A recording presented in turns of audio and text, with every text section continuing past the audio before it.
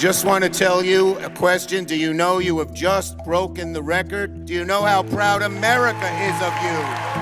Gumawa ng kasaysayan si US Senator Cory Booker matapos magsalita ng tuloy-tuloy sa Senado sa loob ng mahigit 25 oras. Ito na ang pinakamahabang talumpati sa kasaysayan ng lehislatura. Sa kanyang talumpati, binatikos niya ang administrasyon ni US President Donald Trump at ang key advisor nito na si Elon Musk. Ipinahayag din niya ang kanyang pangamba sa hinaharap ng demokrasya ng Amerika.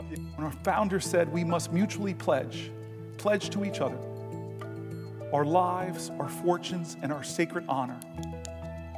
We need that now from all Americans. Binasag ni Booker ang dating record na hawak ni Senator Strom Thurmond ng South Carolina noong 1957 na tumagal ng 24 na oras at 18 minuto kung saan tinutulan nito ang isang panukalang batas na nagpapalawak ng karapatang bumoto ng Black Americans. Bukod sa matinding kritisismo kay Trump, tinawag din ni Booker na isang moral moment ang kasalukuyang sitwasyon sa Senado. Aniya, inialay niya ang kanyang protesta sa alaala ng yumaong civil rights leader na si John Lewis, na kilala sa kanyang laban para sa pantay na karapatan sa Amerika. Bagaman hindi tinuring na opisyal na filibuster ang talumpati ni Booker dahil wala siyang partikular na panukalang batas na hinaharang, napahinto pa rin ito ang normal na operasyon ng Senado. Para maging updated sa mga happening abroad, mag-follow at mag-subscribe sa social media pages ng News 5.